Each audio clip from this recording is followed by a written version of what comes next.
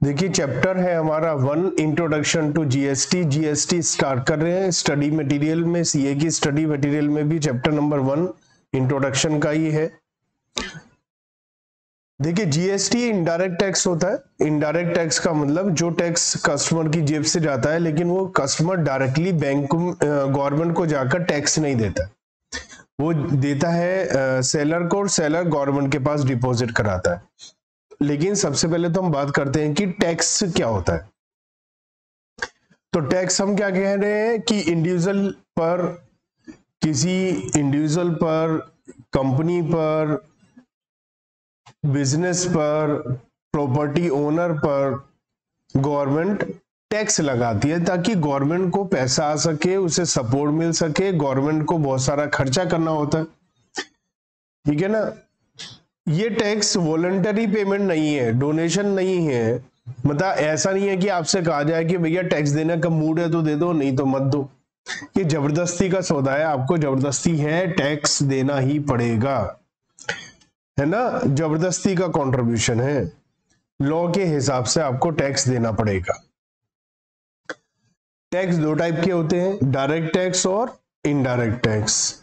Direct tax का मतलब है कि जिसकी जेब से टैक्स जा रहा है वो खुद गवर्नमेंट के पास टैक्स डिपॉजिट करा रहा है, और ये प्रोग्रेसिव इन नेचर होता है। प्रोग्रेसिव इन नेचर का मतलब जैसे जैसे आपकी टैक्स देने की काबिलियत, आपके पास पैसा ज्यादा होता रहेगा, आप टैक्स ज्यादा दे सकते हैं तो आपको ज्यादा टैक्स देना पड़ेगा।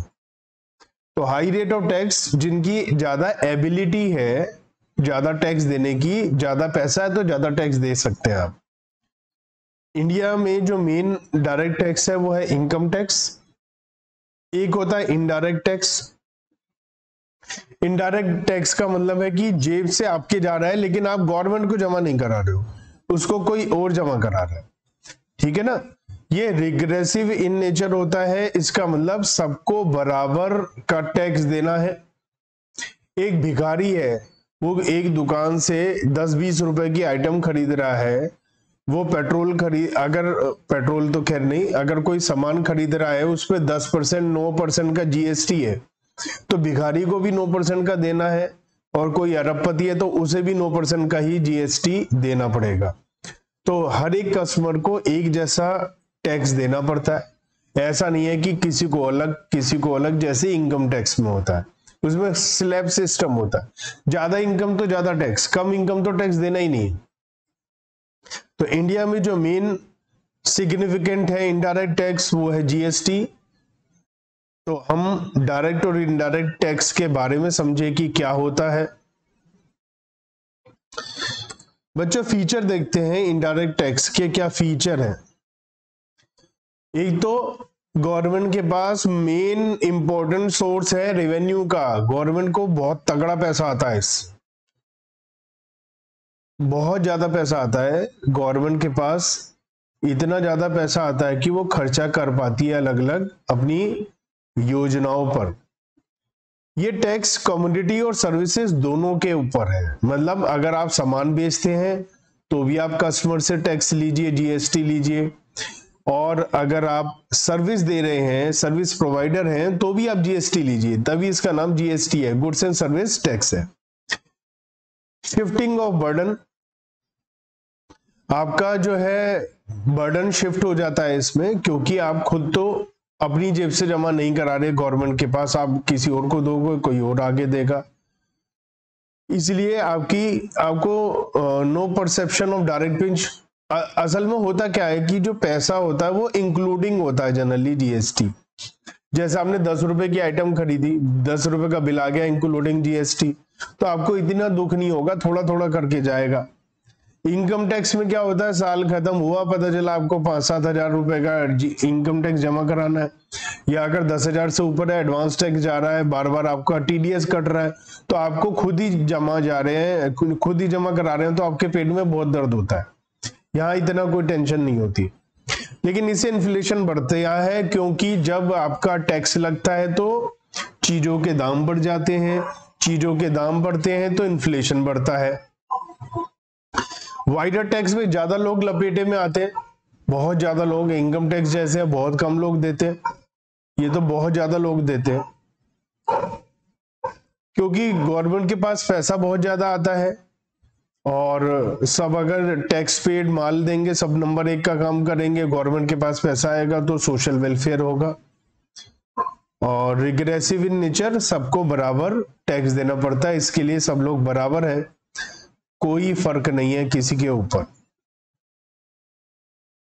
तो बात करें कि इनकम जीएसटी जो है वो इंडिया में कैसे कैसे आया, कब आया। तो ईयर 2000 की बात है, प्राइम मिनिस्टर ने सोचा कि जीएसटी का कॉन्सेप्ट लाते हैं और उन्होंने कमेटी बनाई जो गुड्स एंड सर्विस टैक्स के मॉडल पर काम करे। असल में पहले जो था इंडिया में वैट था, वैल्यू एडेड टैक्स, वैट जो गुड्स के सेल करने पर लगता था, और सर्विस टैक्स था जो सर्विसेज देने पे लगता था। वैट अलग था और सर्विस टैक्स अलग था। और अगर आप एक स्टेट से सेम स्टेट में बेचते थे तो वैट था, एक स्टेट से दूसरे स्टेट में बेचते थे तो सेंट्रल सेल्स टैक्स था, सीएसटी।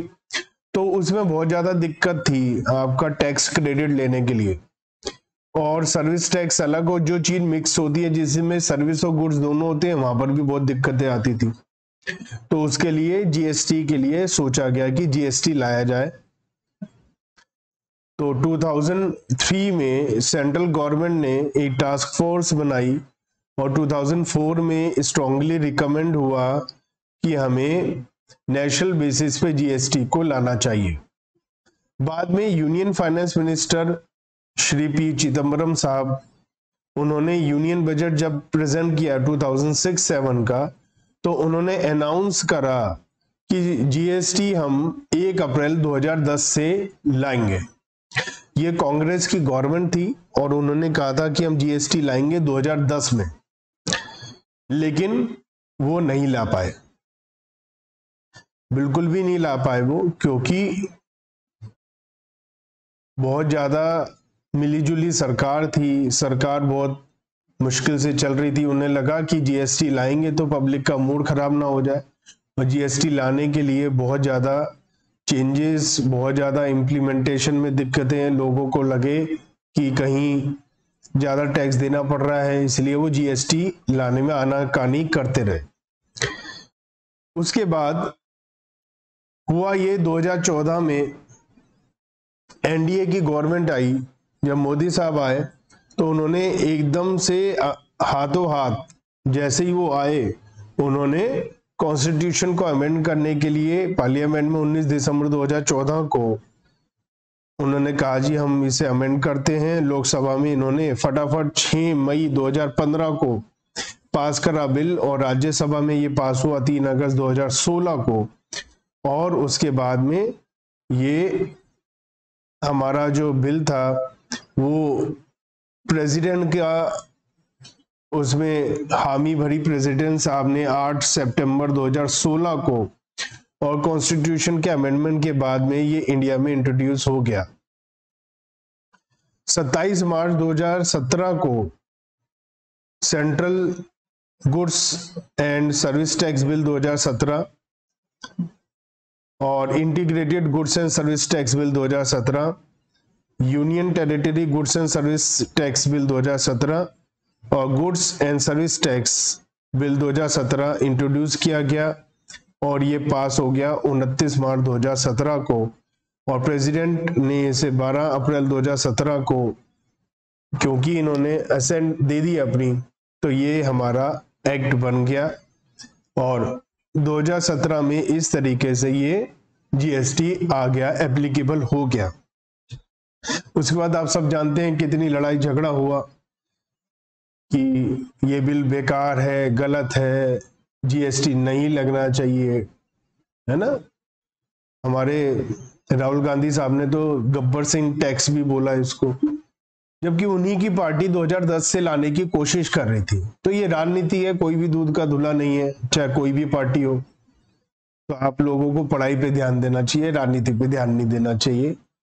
बस जब वोटिंग की बात आए तो वोट दे दो, जिसकी इच्छा है, जो पार्टी अच्छी लगती है, जो नेता अच्छा लगता है, जो लगता है कि देश के को आगे बढ़ा सकता है तो उसको आप वोट दीजिए, अपनी मनपसंद, किसी के बहकावे में ना आए, किसी की बात ना सुने, अपना दिमाग लगाए। तो सेंट्रल एक्ट जो था वो अलग अलग जगह अप्लाई किया गया, स्टेट में भी लगाया गया, और जो फर्स्ट स्टेट थे तेलंगाना, राजस्थान, छत्तीसगढ़, पंजाब, गोवा, बिहार, ये वो थे जिन्होंने पहले हाथों हाथ इसे लिया।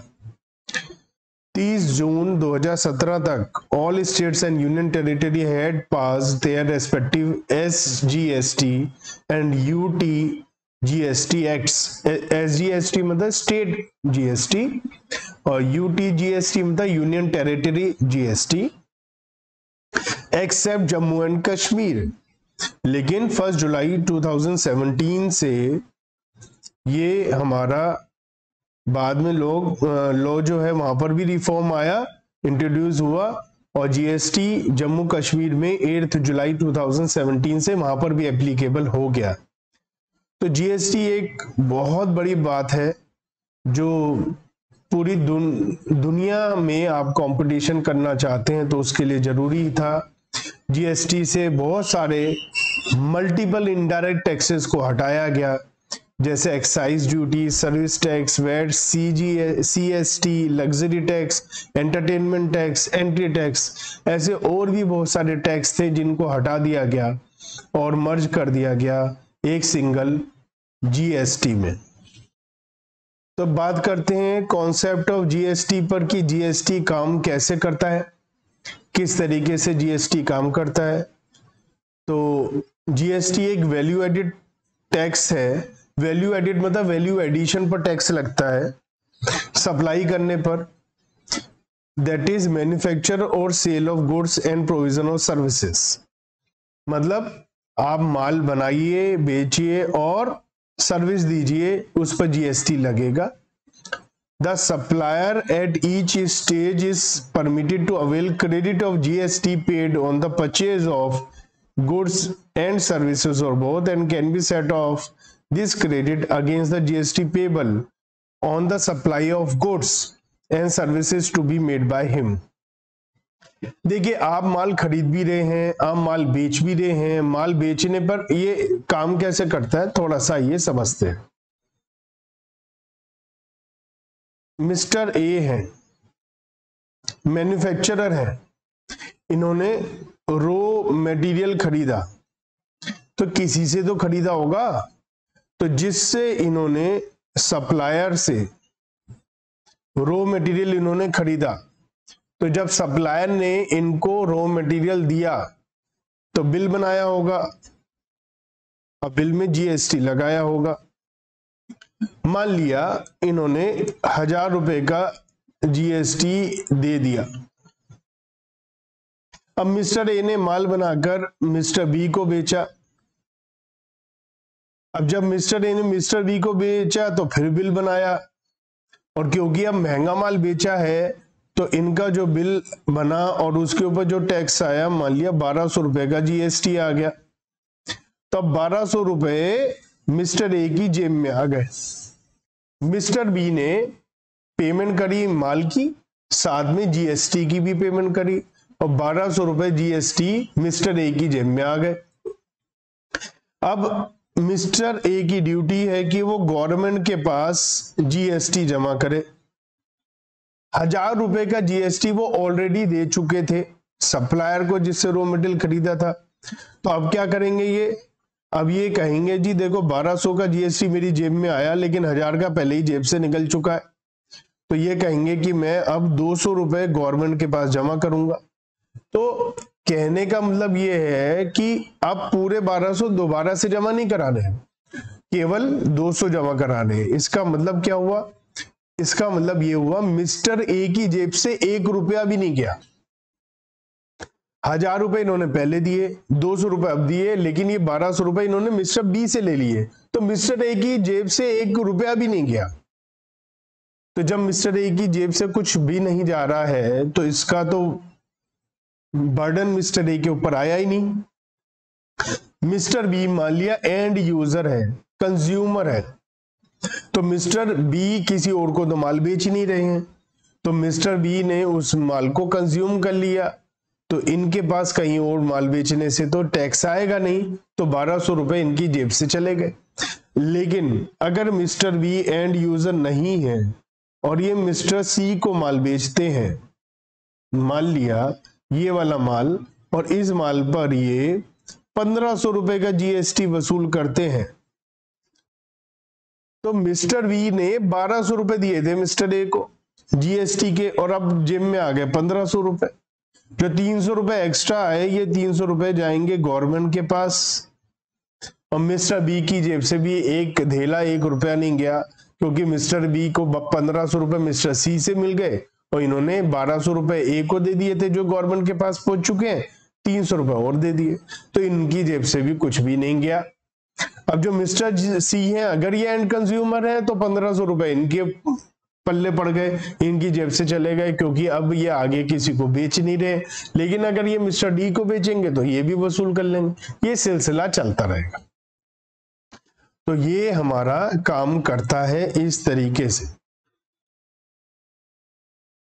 10 only the final consumer bear the GST charged by the last supplier in the supply chain with the set of benefit at all the previous stages। तो जो आखिरी एंड यूजर है, कंज्यूमर है, उसी की जेब से ही जाएगा जीएसटी का पैसा। Since only the value added at each stage is taxed under GST, there is no tax on tax और cascading effect। अब ये क्या मतलब है, इसे समझते हैं। पहले क्या होता था वेट में, पहले कॉस्ट आती थी 1000 रुपए, सिंप्लिसिटी के लिए मैं 10% का वेट लेता हूं, टैक्स लेता हूं, वेट मतलब सेल्स टैक्स, तो ये 100 रुपए जोड़ता था, 1100 रुपए। अब ये 1100 रुपए मान लिया मिस्टर बी ने खरीदा, अब इनकी कॉस्ट है 1100 और ये इन्होंने और खर्चा कर दिया मान लिया 800 का, तो 1900 रुपए, या चलो हम सिंप्लिसिटी के लिए कहते हैं कोई खर्चा नहीं करा, क्योंकि फिर आपको समझ में नहीं आएगा। तो इन्होंने कोई खर्चा नहीं करा, 1100 रुपए का इनके पास आया, तो फिर मान लिया वेट लगाकर ये सी को बेच रहे हैं 10%, तो 110 रुपए का टैक्स लग गया। अब ये पहुंचा मिस्टर सी के पास, इनकी कॉस्ट है 1210, अब ये वेट लगाकर और आगे बेच रहे हैं 121 का, तो टैक्स के ऊपर टैक्स लगता चला जा रहा है। इसे बोलते हैं कास्केडिंग इफेक्ट, टैक्स के ऊपर टैक्स लगता चला जा रहा है।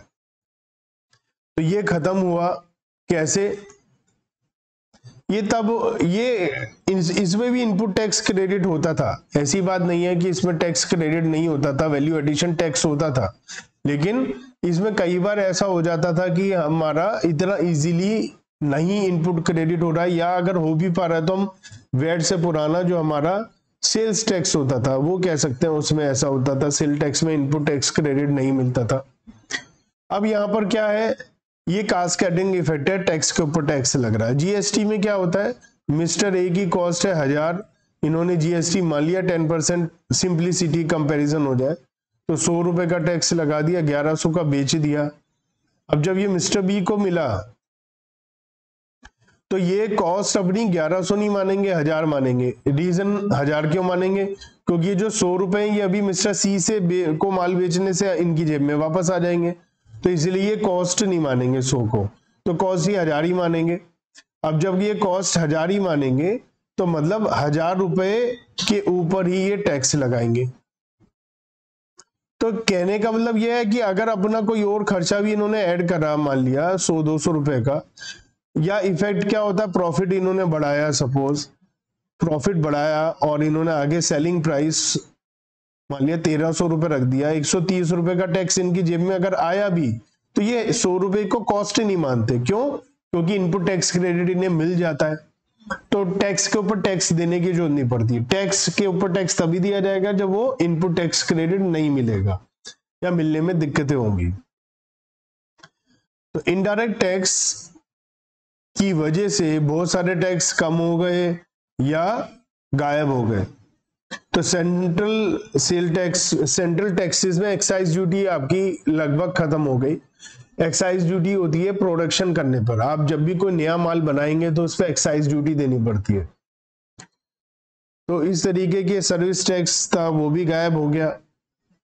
वैल्यू एडेड टैक्स था, स्टेट लेवल पे खत्म हो गया। लॉटरी पर, गैम्बलिंग पर, purchase tax, luxury tax, entertainment tax, advertisement tax सब खत्म हो गए। लेकिन कुछ टैक्स हैं जो अभी भी हैं और खत्म नहीं हुए, जैसे कि कस्टम ड्यूटी, इंपोर्ट एक्सपोर्ट पर कस्टम ड्यूटी लगती है वो अभी भी है। और जो है इलेक्ट्रिसिटी पर टैक्स अभी भी है। स्टैम्प ड्यूटी, अगर आप अभी भी कोई प्रॉपर्टी खरीदते हैं उसका रजिस्ट्रेशन कराते हैं तो उस पर स्टैम्प ड्यूटी देनी पड़ती है आपको। रोड टैक्स देते हैं आप जब व्हीकल खरीदते हैं। टोल टैक्स देते हैं जब आप एक जगह से दूसरी जगह जाते हैं। तो बहुत सारे टैक्सेस ऐसे हैं जो अभी भी आपको देने पड़ते हैं, उस पर हटे नहीं है अभी भी। जीएसटी का कुछ हम बात करें जीएसटी के बारे में, तो पहली बार फ्रांस ऐसी कंट्री थी जिन्होंने जीएसटी लगाया 1954 में। अब आप बताओ हम कितना पीछे हैं। 1954 के आसपास तो हमारा देश आजादी के लिए लड़ झगड़ के अभी फ्री हुआ था, और 2017 में अब अप्लाई हुआ। 2017 और 1954 के अंदर अगर आप डिफरेंस देखेंगे तो आपको पता चलेगा कि हम कितने साल पीछे हैं। केवल 63 ईयर्स लग गया, हमें लेट हो गए, केवल 63 ईयर्स लेट थे हम जीएसटी लगाने में। जीएसटी दो टाइप का होता है, सिंगल या डुअल। सिंगल होता है कि भैया सेंट्रल गवर्नमेंट ने लगाया, सारा टैक्स सेंट्रल गवर्नमेंट कलेक्ट करिए, स्टेट गवर्नमेंट का कोई लेना देना नहीं है। लेकिन डुअल में क्या होता है, सेंट्रल और स्टेट दोनों उस पर कलेक्ट करती है टैक्स। ऐसा कर सकती थी कि कुछ चीजों पर केवल स्टेट गवर्नमेंट को टैक्स मिले पूरा और कुछ पर केवल सेंट्रल गवर्नमेंट को मिले, लेकिन यहाँ पर डुअल है। यहाँ पर इंडिया के अंदर डुअल है, मतलब जो जीएसटी होता है उसके ऊपर सेंट्रल और स्टेट दोनों का हिस्सा होता है। बहुत कंट्री है जहां सिंगल जीएसटी सिस्टम है, जैसे सिंगापुर है, मलेशिया है, लेकिन ये बहुत छोटी कंट्रीज हैं। इंडिया बहुत बड़ी कंट्री है, यहाँ बहुत सारी स्टेट्स हैं, वहां इतना ज्यादा इतनी दिक्कत, वहां पर ऐसे इतना परेशानी नहीं है क्योंकि इतनी बड़ी कंट्रीज नहीं है मलेशिया या Singapore. However in Brazil, Canada dual system है, इंडिया में भी डुअल सिस्टम है। तो डुअल सिस्टम कैसे काम करता है कि भैया यहाँ पर आपको पता ही है कि सेंटर और स्टेट दोनों है और दोनों के ऊपर टैक्स लगाने के अब अधिकार है ना। तो यहाँ पर स्टेट के साथ साथ यूनियन टेरिटरी है, उनके पास भी टैक्स आता है। तो ये यहाँ पर क्या होता है, स्टेट, सेंटर, स्टेट एक साथ टैक्स लगाती है। Centre has the power to tax intra state sales and states are also empowered to tax services. GST extend to whole of India including Jammu and Kashmir. Jammu and Kashmir समेत। पहले क्या होता था, हम जब भी कुछ पढ़ते थे कि जम्मू कश्मीर को छोड़कर ये एक्ट एप्लीकेबल है, लेकिन सेक्शन वो जो था हमारा सबको पता है, आर्टिकल 370 हटा, तब सब एक से हो गए। यहां पर हम चार नाम पढ़ेंगे, सीजीएसटी, एसजीएसटी, यूटीजीएसटी और आईजीएसटी। जीएसटी क्या है, डेस्टिनेशन बेस्ड टैक्स है, applicable on all transactions involving supply of goods and service for consideration subject to exception. तो यहां क्या क्या आता है, central goods and service tax CGST जो सेंट्रल गवर्नमेंट की जेब में जाता है, एसजीएसटी जो स्टेट गवर्नमेंट की जेब में जाता है, union territory with legislatures and union territory goods and service tax, जो यूनियन टेरिटरी जो जैसे हमारे यहाँ बहुत सारे अलग अलग टाइप के हैं, जैसे पुडुचेरी है या लद्दाख है, ऐसी हमारी कुछ यूनियन टेरिटरी है। तो वहां पर भी लगता है, वहां पर क्या होगा, हर जगह जब within the same state माल बेचा जाएगा तो वहां पर दो हिस्से होंगे, एक हिस्सा स्टेट या यूनियन टेरिटरी का और एक हिस्सा बराबर हिस्सा सेंट्रल गवर्नमेंट का। दो हिस्से बराबर होंगे, जैसे मिस्टर ए ने मिस्टर बी को माल बेचा, ये दिल्ली में है और ये भी दिल्ली में है, और अगर जीएसटी है 1000 रुपए तो इसके दो हिस्से होंगे, सीजीएसटी जो 500 रुपए सेंट्रल गवर्नमेंट की जेब में जाएगा और एसजीएसटी जो 500 रुपए दिल्ली गवर्नमेंट की जेब में जाएगा। तो ऐसे हम दो हिस्से बराबर बराबर करेंगे। अगर यूनियन टेरिटरी है तो एसजीएसटी की जगह यूटीजीएसटी हो जाएगा। इक्वल हिस्सा होगा अगर within the same state माल बेचा जाएगा, उसे हम इंट्रा स्टेट सप्लाई बोलते हैं। और integrated goods and service tax होता है जहां पर एक स्टेट से दूसरी स्टेट, एक यूनियन टेरिटरी से दूसरी यूनियन टेरिटरी, या एक स्टेट से दूसरी यूनियन टेरिटरी, या एक यूनियन टेरिटरी से दूसरी स्टेट में माल बेचा जाए तो वहां पर आईजीएसटी लगता है। और आईजीएसटी पूरा का पूरा सेंट्रल गवर्नमेंट की जेब में जाता है। इसके दो हिस्से नहीं होते हैं। अगर 4.5% और 4.5% 9% टोटल है तो दो हिस्से होते हैं। With in the same state बेचने पर तो दो हिस्से नहीं होंगे। अदर स्टेट या यूनियन टेरिटरी में बेचने पर पूरा हिस्सा सेंट्रल गवर्नमेंट की जेब में जाता है। तो हमने अभी पढ़ा था पहले भी कि 2017 में ये आया था, सीजीएसटी एक्ट है, और उसी तरीके से यूटीजीएसटी एक्ट है, उसी तरीके से एसजीएसटी एक्ट है, बस अलग अलग जगह के हिसाब से उन्होंने अपना बना रखा है। तो Andaman Nicobar islands, Lakshadweep, Ladakh, Dadar Nagar Haveli, Daman and Diu, Chandigarh, ये सब यूटीजीएसटी में आ जाएंगे। ठीक है। स्टेट एंड यूनियन, हमारा जो है स्टेट्स एंड यूनियन टेरिटरी भी अपना है, जैसे दिल्ली, जम्मू कश्मीर और पुडुचेरी है, तो वहां पर भी इनका अपना जीएसटी है और एसजीएसटी है। तो यहाँ पर हमें पता है कि अलग अलग जगह के हिसाब से थोड़े बहुत कायदे कानून थोड़े से अलग हो सकते हैं, लेकिन पूरे इंडिया में टैक्स रेट वगैरह सब सेम ही है। कौन से माल पर कितना टैक्स लगेगा और उनका क्लासिफिकेशन होने के लिए HSN का कॉन्सेप्ट है यहाँ। तो हार्मोनाइज सिस्टम है, एक कोड है, उस कोड के हिसाब से माल को सेग्रीगेट किया जाता है और टैक्स रेट बताया जाता है कि क्या टैक्स रेट होगा।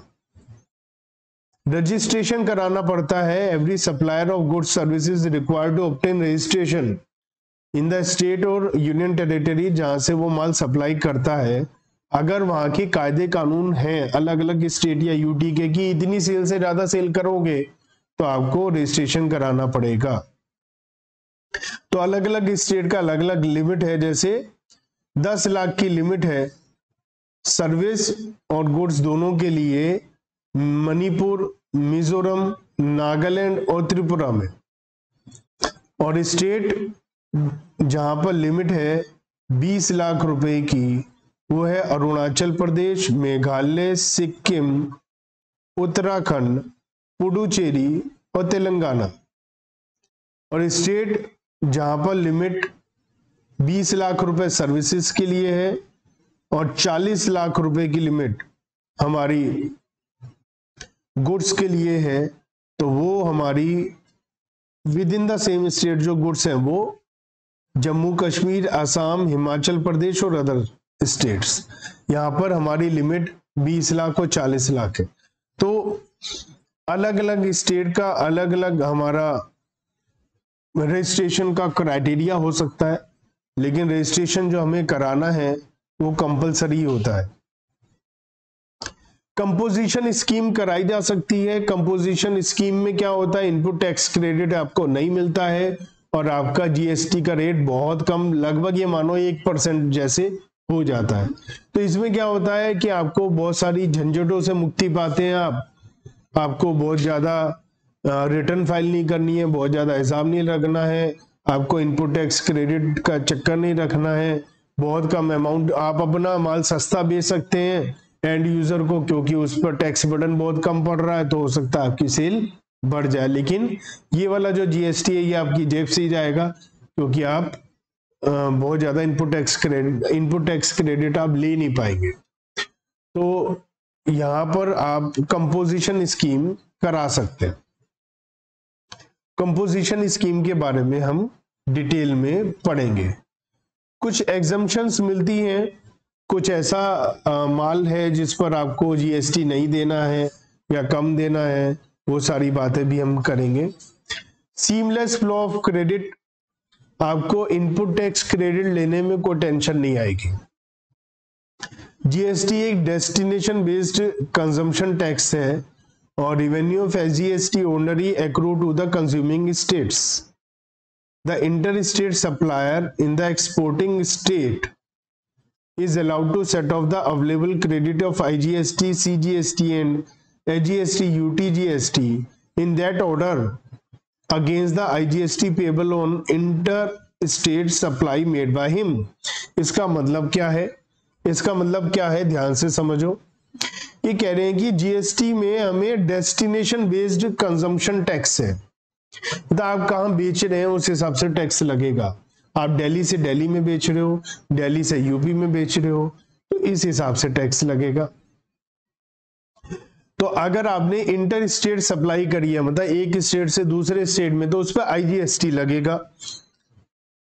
तो आपके पास आया क्या जेब में? आईजीएसटी। लेकिन आपने जो पेमेंट कर रखी है वो हो सकता है आईजीएसटी की पेमेंट ना कर रखी हो। रॉ मटेरियल आपने with in the same state खरीदा है, माल बेचा है दूसरे स्टेट में, तो भी कोई चिंता की बात नहीं है, तो भी आपको इनपुट टैक्स क्रेडिट मिल जाएगा। ये कह रहे हैं अगर आपको आईजीएसटी आपने अपने कस्टमर से कलेक्ट किया है, तो आपके पास आईजीएसटी है, आपको इनपुट टैक्स क्रेडिट लेना है, तो आप पहले आईजीएसटी से इनपुट टैक्स क्रेडिट लो। कैसे? सपोज आपने सेल करी और सेल करने पर आपके पास 5 लाख रुपए का आईजीएसटी आ गया, इसे आउटपुट आईजीएसटी बोलते हैं।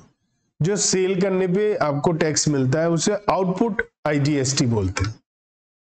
अब हो सकता है आपने जो माल खरीदा हो, इनपुट आईजीएसटी आपने जो पेमेंट करी है वो केवल आपने 10,000 की करी है। तो अगर आपको unlimited seamless flow of credit ना हो तो आपसे क्या कहेगी गवर्नमेंट? आपके पास कितना आया आईजीएसटी? 5 लाख। आपने कितना दे दिया ऑलरेडी? तो बाकी 4,90,000 रुपए जमा कराओ। आप तो मर जाओगे, क्योंकि आपने खरीद रखा है SGST local with in the same state, उस पर आपने आईजीएसटी नहीं दिया, सीजीएसटी और एसजीएसटी दिया है, और उसका क्रेडिट अगर आपको नहीं मिलेगा तो ये तो आपकी जेब से चला जाएगा। तो ये क्या रखा है। इसके बाद बचा है, तो आप देखो आपका सीजीएसटी कितना है इनपुट, मान लेते हैं वो है 1 लाख, उसे भी सेट ऑफ कर लो। अगर इनपुट सीजीएसटी 1 लाख है और एसजीएसटी भी सपोज 1 लाख है, तो उसे भी सेट ऑफ कर लो। तो ये कह रखा है इस ऑर्डर में सेट ऑफ करो। आईजीएसटी आउटपुट आईजीएसटी है, तो पहले इनपुट आईजीएसटी सेट ऑफ करो, फिर इनपुट सीजीएसटी करो, फिर इनपुट एसजीएसटी और यूटीजीएसटी। ऐसा कर लो तो सीमलेस क्रेडिट मिल रहा ना आपको, कोई टेंशन नहीं, आप आपस में एक दूसरा अमाउंट भी सेट ऑफ कर पा रहे हैं। The buyer in the importing state is allowed to avail the credit of IGST paid on interstate purchase made by him. Thus, unlike the earlier scenario where the credit chain used to break in the case of interstate sales on account of non-vettable CGST, under GST regime there is a seamless flow credit flow in the। पहले VAT में ये पंगा था, आपने एक माल खरीदा UP से UP में तो आपने वैट दे दिया, माल बेचा यूपी से दिल्ली में आपने सीजीएसटी दिया, तो उस सिचुएशन में इनपुट टैक्स क्रेडिट नहीं मिलता था, तो आपका तो जेब से गया, तो आप हमने जो वैट दिया वो अपनी कॉस्ट में ले लेते थे। लेकिन अब आप कॉस्ट में नहीं लेंगे क्योंकि आपको सारा क्रेडिट मिल जाएगा। The revenue of inter state sale does not accrue to the exporting state and the exporting state transfer to the center the credit of SGST, UTGST used in the payment of IGST। ये क्या कह रखा है? UP से हरियाणा में माल बेचा, तो revenue of inter state sale, अब इंटर स्टेट सेल है तो यहां क्या लग रहा है? आईजीएसटी। तो स्टेट की जेब में तो कुछ भी नहीं जा रहा यहां से, तो ये लिखा revenue of inter state sale does not accrue to the exporting state, जो एक्सपोर्ट उन्हें स्टेट को तो कुछ मिल ही नहीं रहा। तो यहां पर क्या हो रखा है कि यहां पर आपने जो आईजीएसटी की पेमेंट आई उससे भी सीजीएसटी एसजीएसटी सब सेट ऑफ हो जाएगा, कोई दिक्कत नहीं। तो centre transfer the importing state the credit of IGST used in payment of SGST UTGST. तो सेंटर क्या करता है, वो ट्रांसफर करता है इंपोर्टिंग स्टेट को, वो आपस की उनकी सेटिंग है, वो गवर्नमेंट क्या करती है उसका आपको कोई टेंशन नहीं लेना। लेकिन मेन बात यह है कि आपको किसी तरीके की कोई दिक्कत नहीं है, आपने कोई भी जीएसटी दिया है, चाहे वो आईजीएसटी, चाहे सीजीएसटी, चाहे एसजीएसटी, चाहे यूटीजीएसटी, सबका क्रेडिट मिल जाएगा। ठीक है ना।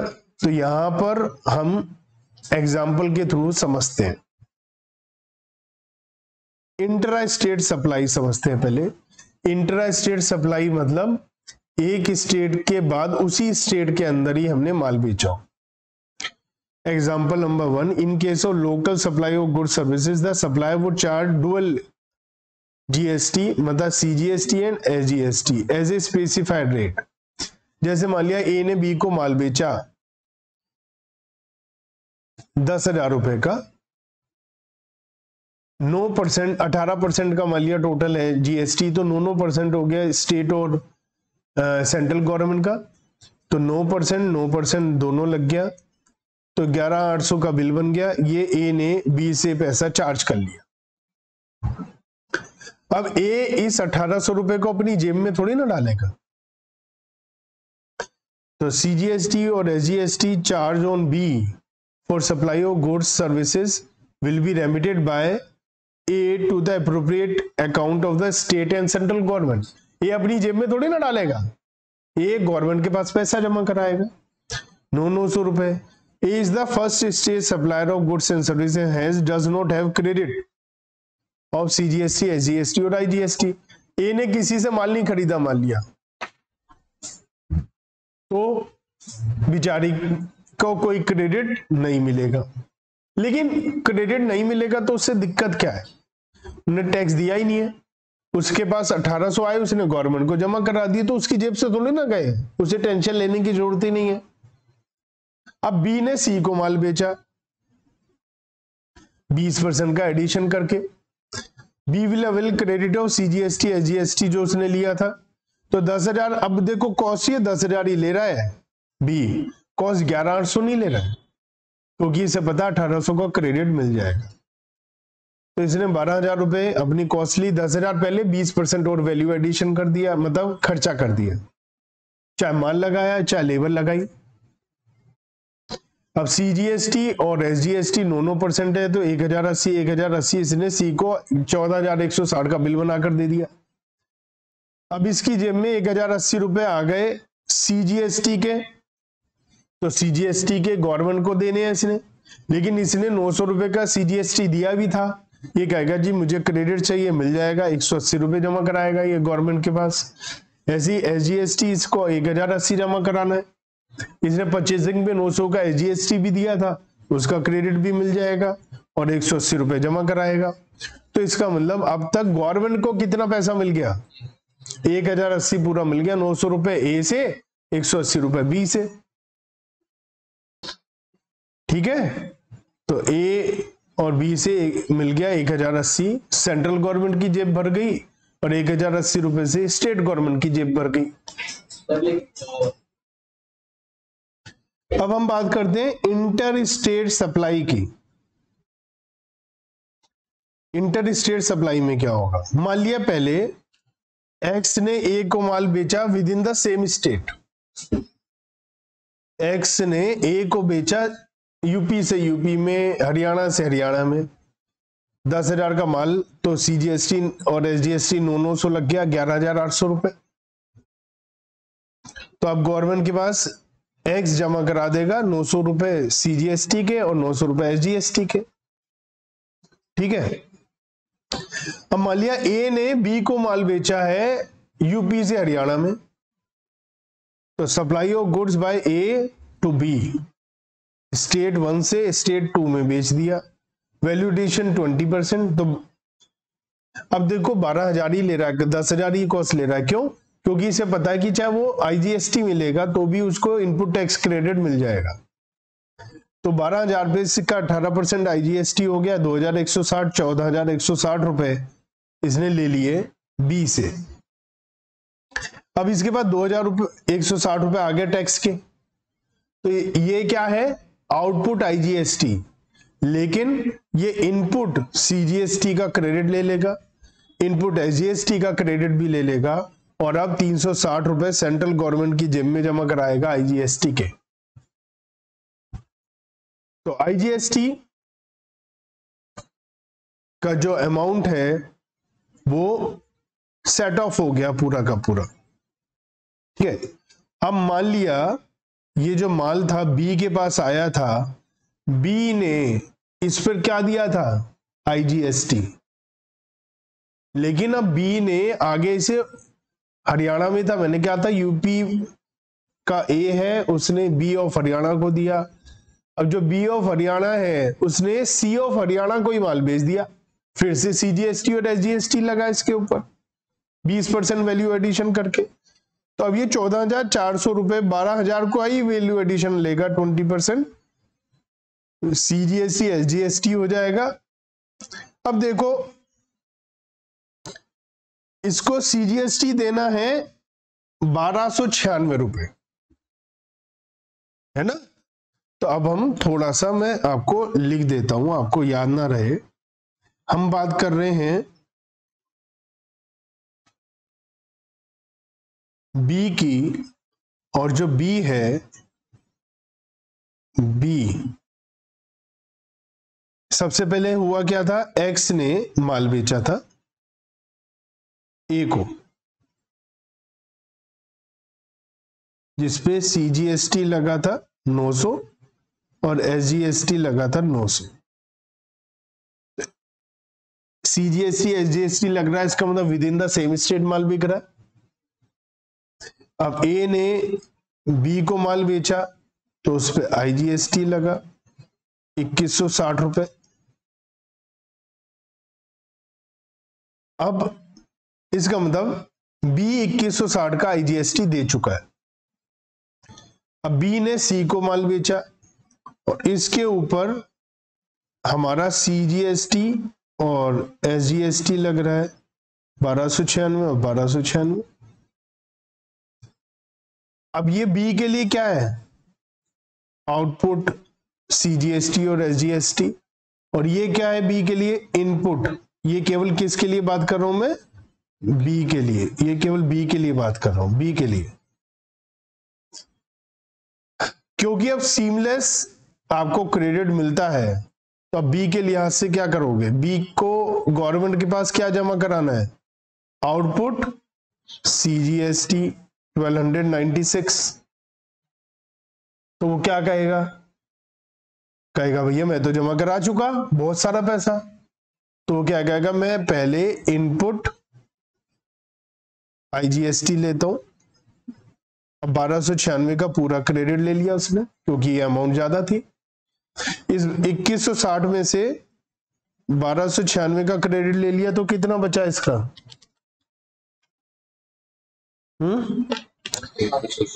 864। तो 864 रुपए अभी भी बचा है, और इसने कहा जी सेंट्रल गवर्नमेंट को तो मैं कुछ भी जमा नहीं कराऊंगा। और अब जब बात करने आएगी, बात जमा करने की आएगी एसजीएसटी की, तो एसजीएसटी में 1296 रुपए 1296 रुपीज जमा कराने, और इसका इनपुट टैक्स क्रेडिट आईजीएसटी वाला कितना बचा हुआ है? 864 रुपए का। तो बाकी 432 रुपए किसके पास जमा कराएगा? ये स्टेट। अब देखो स्टेट गवर्नमेंट को भी कंपनसेशन मिल गई। कैसे? आईजीएसटी मिला नहीं था उसको, लेकिन अब उसे सीजीएसटी वालों को तो कुछ नहीं मिला, लेकिन इसी सेल में एसजीएसटी वालों को मिल गया, क्योंकि जो एसजीएसटी का अमाउंट कम, मतलब सेंट्रल गवर्नमेंट और स्टेट गवर्नमेंट की जेब में हिसाब सही जाता है। तो यहां क्या था? सब अब कितना सेंट्रल गवर्नमेंट को मिला? देखो सेंट्रल गवर्नमेंट को 900 मिला ए वाली सेल पर, और स्टेट गवर्नमेंट को भी 900 मिला, है ना। और उसके बाद जब ए ने बी को माल बेचा तो क्या हुआ था,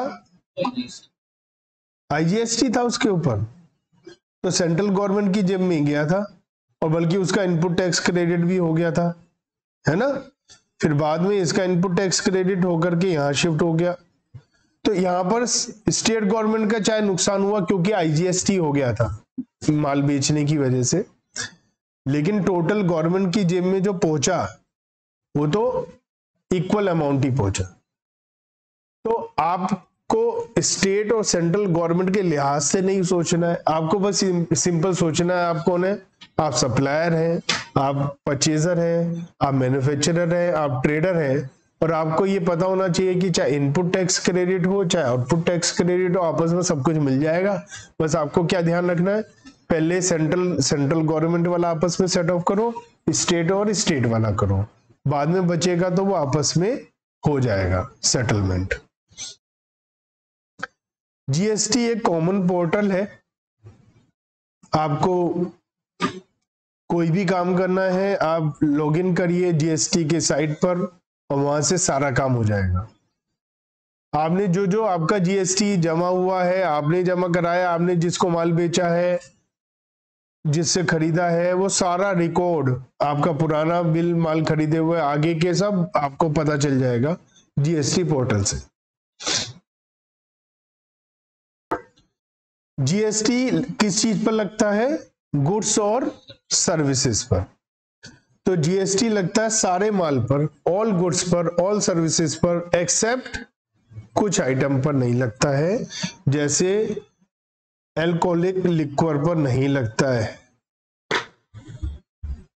क्यों नहीं लगता है, एक तो ये कुछ ऐसी चीज है जिसके ऊपर बहुत ज्यादा रेवेन्यू आता है गवर्नमेंट के पास, और कोई भी अपना नुकसान नहीं करना चाहता, ना स्टेट गवर्नमेंट ना सेंट्रल गवर्नमेंट, तो उस वजह से यहाँ थोड़ा सा मामला गड़बड़ है।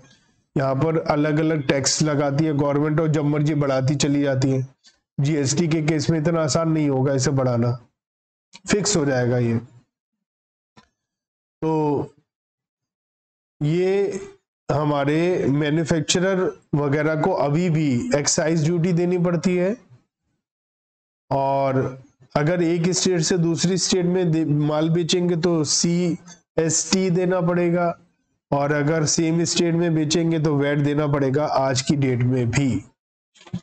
तो इसके ऊपर अभी भी हमारा पुराना सिस्टम ही चल रहा है। पेट्रोलियम प्रोडक्ट पर आपको पता है, रोजाना सुनने में मिलता है पेट्रोल के दाम, डीजल के दाम बढ़ गए, रसोई गैस, ये सब। गवर्नमेंट का जो मेन अर्निंग है पेट्रोलियम प्रोडक्ट पर जो टैक्स लगता है उससे, तो गवर्नमेंट के पास बहुत आता है, एक्साइज ड्यूटी बहुत आती है, तो कोई भी अपना नुकसान नहीं करना चाहता। अगेन कई स्टेट में तो पेट्रोलियम प्रोडक्ट पर बहुत ज्यादा टैक्स है, तो जीएसटी में एक लिमिट है ना, कितना टैक्स रेट लगा देंगे, अब वहां पर खुलकर सामने आ जाएगा कि इसमें 100% 200% का टैक्स ले रहे हैं ये। तो इसलिए अभी है ये रिकमेंडेशन है कि जीएसटी भी आना चाहिए, पेट्रोलियम प्रोडक्ट भी जीएसटी के अंडर में आने चाहिए, लेकिन अभी तक नहीं आए हैं। तो सेंट्रल एक्साइज ड्यूटी मैन्युफैक्चरिंग और production of petroleum product, diesel, petrol, इन सब पर लगता है। एविएशन के लिए जो फ्यूल होता है उस पर, गैस पर, सब पर लगता है। एक और चीज है तंबाकू, सिगरेट, ये आइटम भी ऐसी हैं जो गवर्नमेंट को बहुत पैसा देती है, ठीक है। तो tobacco is within the purview of GST, GST के दायरे में लाए तो है, लेकिन union government has also retained the power to levy excise duty on tobacco and tobacco products manufactured in India. तो tobacco is subject to GST as well as central excise duty. तो वहां से सेंट्रल एक्साइज ड्यूटी नहीं हटाई, वरना क्या हो गया, जीएसटी आती एक्साइज ड्यूटी एप्लीकेबल नहीं है उन सब चीजों पे, लेकिन इन पर बोला गया कि इस पर अभी एक्साइज ड्यूटी भी लगेगी। और कोई जो दवाइयां हैं, ड्रग्स हैं, उन सब के चीजों के ऊपर भी अभी हमारा ऐसा है कि पावर है अभी एक्साइज ड्यूटी वगैरह लगाने की गवर्नमेंट के पास। रियल एस्टेट सेक्टर, मतलब अगर आप कोई प्रॉपर्टी खरीदते हैं, बेचते हैं, तो अभी वो जीएसटी के दायरे में नहीं है वो सब, क्योंकि GST will not be levied on sale purchase of immovable property. Immovable property के ऊपर जीएसटी नहीं लगता है। तो जीएसटी के क्या क्या फायदे हुए हमें, जीएसटी के आने के बाद हम क्या क्या सबके अलग अलग लोगों के लिए, तो बेनिफिट इकोनॉमी को क्या हुआ कि एक ही मार्केट बन गई। अब अगर आप जम्मू कश्मीर जाएं या कन्याकुमारी जाएं, आपको एक ही जैसा रेट का माल मिलेगा क्योंकि जीएसटी सब पर सेम है। मेक इन इंडिया को इनिशिएटिव को बूस्ट मिलेगा, मल्टीपल टैक्स रेट कम हो गए, माल थोड़ा सस्ता हुआ, इस तरीके से कायदे से देखा जाए तो। और ग्लोबली आप पूरी दुनिया में जैसे काम हो रहा है वैसे ही काम करते हैं, तो आपका यहाँ इन्वेस्टमेंट बढ़ती है, जो फॉरेन इन्वेस्टर है उनका आपके ऊपर विश्वास बढ़ता है, एम्प्लॉयमेंट बढ़ती है। टैक्स स्ट्रक्चर सिंपल हुआ, बिजनेस करना आसान हुआ। ये किताबों में कह रहे हैं, जीएसटी से सब अपना सर फोड़ रहे हैं, दीवार में मारते हैं सुबह से शाम तक सब अपना सर। जो हमारे ट्रेडर है, जो बिजनेसमैन है, वो सब कह रहे हैं कहाँ फंसा दिया, क्योंकि बहुत ही दिक्कत है अभी जीएसटी में। और सर्टेनिटी इन टैक्स एडमिनिस्ट्रेशन, हमें पता है भैया ये सब काम ऐसे होना है, लेकिन किताबों में आसान कह रहे हैं, लेकिन असल में बहुत मुश्किल हो गया है। इजी टैक्स कंप्लायंस, बहुत बड़ा झूठ है ये। टैक्स कंप्लायंस बहुत बड़ी है, बहुत दिक्कतें हुई है। ऑटोमेशन हुआ है, नो डाउट आपको ऑटोमेशन हुआ है, लेकिन बहुत दिक्कतें हैं अभी। पोर्टल में बहुत दिक्कतें हैं, जीएसटी पोर्टल में आज की तारीख में बहुत दिक्कतें हैं, आगे जाकर ठीक हो जाए, ठीक कोई बात नहीं, अभी बहुत समस्या है उसमें। कंप्लायंस में कमी, कॉस्ट में कमी है, कह सकते हो आप कि भैया अभी तो ऐसी बात है। बेनिफिट्स इंडस्ट्री और ट्रेड को, इंडस्ट्री को बेनिफिट, भैया बेनिफिट तो ये है कि आपके ऊपर सर्टेनिटी है सब इधर, लेकिन एक सच्चाई ये है कि इंडस्ट्री में जो नंबर 2 के काम करते थे वो कम हुए पहले से, है ना। तो नंबर 2 के काम जो करते थे उनके लिए तो कोई बेनिफिट नहीं हुआ, वो तो क्या हम तो फंस गए, अब तो जीएसटी की वजह से चीजें महंगी हो गई। यहाँ पर अभी हमने पढ़ा था जीएसटी की वजह से चीजें सस्ती है, लेकिन उसकी वजह से महंगी हुई क्योंकि पहले नंबर 2 में सारे काम चल रहे हैं कि बिना बिल के माल आ रहा है, जा रहा है, बेच रहे हैं, अब इतना आसान नहीं है।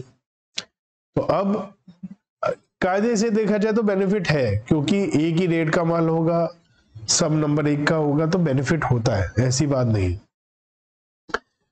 कास्केडिंग इफेक्ट खत्म हो गया, टैक्स पे टैक्स, टैक्स पे टैक्स खत्म हो गया, ये बहुत अच्छी चीज है। स्मॉल ट्रेडर को फायदा हुआ, ये जो अब वैसे तो ये कह सकते हैं कि कुछ लिमिट तक आपको रजिस्ट्रेशन ही नहीं कराना है, तो वहां जीएसटी की झंझट से आप मुक्त है, तो इसी लिहाज से छोटे लोगों को छोड़ दिया। कॉन्स्टिट्यूशन पावर है गवर्नमेंट के पास टैक्स लगाने की। अगर कोई ऐसी चीज पर टैक्स लगाना है जिसकी पावर नहीं है, तो आपको कॉन्स्टिट्यूशन में अमेंडमेंट करनी पड़ेगी। तो constitution of India supreme law of India है, इसके प्रीएम्बल में 25 पार्ट्स है, जिसमें 448 आर्टिकल और 12 स्केड्यूल्स है। Power to levy and collect tax whether direct और indirect elements from the constitution of India. Tax लगाने की पावर कॉन्स्टिट्यूशन से ही आती है। In case any tax law, कोई भी टैक्स लॉ है, कुछ भी होगा तो कॉन्स्टिट्यूशन के हिसाब से होना चाहिए, अदरवाइज वो इलीगल और वॉइड हो जाएगा।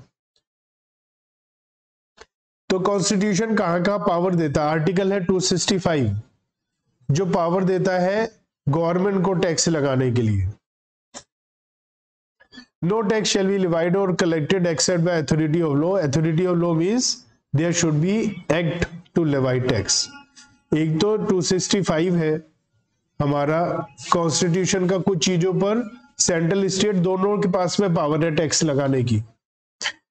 एक है आर्टिकल 246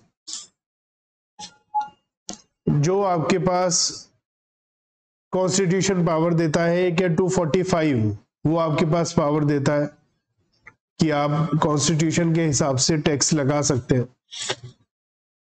तो 2016 में 101 अमेंडमेंट हुई। जब भी उसमें कुछ चेंजेस करने पड़ते हैं तो अमेंडमेंट लेनी पड़ती है, अमेंडमेंट हुई। तो आर्टिकल 246 ए में लिखा गया parliament will have power to make law with respect to GST. 246 A में 254 में इन सब में चेंजेस लाए गए। एक स्टेट से दूसरी स्टेट में टैक्स लगाने के लिए चेंजेस लाए गए। तो ये सारी थ्योरेटिकल बातें हैं कि आपको किस पर कैसे टैक्स लगाने के लिए अमेंडमेंट करने पड़े। थ्योरेटिकल है, थोड़ा याद रखना, एग्जाम में आ गया तो आपको लिखना पड़ेगा। समझाने के लिए कुछ नहीं है, रटने वाला काम है। और 279A5 on petroleum product GST shall not be levied till a date to be notified on the recommendation of GST Council। Petroleum product को GST के दायरे में ले लिया गया है। ये बोला गया है कि इस पर हम टैक्स तभी लगाएंगे जब GST काउंसिल अप्रूव करेगी, लेकिन उसे GST के अंडर में ले लिया कि ये GST के दायरे में ये चीज आती है। GST लगता नहीं है अभी, लेकिन उस पर जब चाहे गवर्नमेंट लगा सकते हैं। तो ये सब पहले से इन्होंने रूपरेखा भूमिका बना रखी है कि इस पर हम लगा सकते हैं GST। तो अलग अलग लिस्ट है जिसमें बता रखा है कौन कौन सी चीजों पर गवर्नमेंट एक्साइज ड्यूटी लगा सकती है, किस पे वो कौन सा टैक्स लगाएगी। ये सब आर्टिकल थ्योरेटिकल बातें, बहुत समझाने लायक नहीं है, आप थ्योरी में देख सकते हैं आराम से। अब हम न्यूमेरिकल की बात करते हैं। इससे रिलेटेड जो न्यूमेरिकल है वो कैसे काम करेंगे। जैसे calculate the amount of GST payable in following cases by registered person. एक रजिस्टर्ड पर्सन, अगर रजिस्टर्ड पर्सन ही GST कलेक्ट कर सकता है, अगर पर्सन रजिस्टर्ड नहीं है तो GST कलेक्ट नहीं कर पाएगा वो। तो जो रजिस्टर्ड पर्सन है वो कैसे GST कलेक्ट करेगा उसके बारे में बात हो रही है। Local supply in Delhi. तो दिल्ली के अंदर मान लिया आपको 9% का टैक्स रेट है, GST 18% है, 9% CGST और 9% SGST लगेगा और IGST 18% हो जाएगा।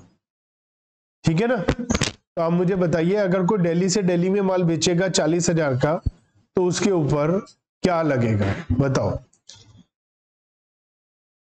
तो इसके ऊपर SGST लगेगा, क्योंकि ये दिल्ली वैसे प्रॉपर स्टेट तो नहीं है, लेकिन ये इसका लॉ है, कानून है, तो इस पे लगता है SGST ही है ना। तो 40,000 पे 9% SGST और CGST लग जाएगा इसके ऊपर। इसके बाद intra supply in Punjab, Punjab से पंजाब में है तो क्या लगेगा, CGST और SGST लगेगा अगेन।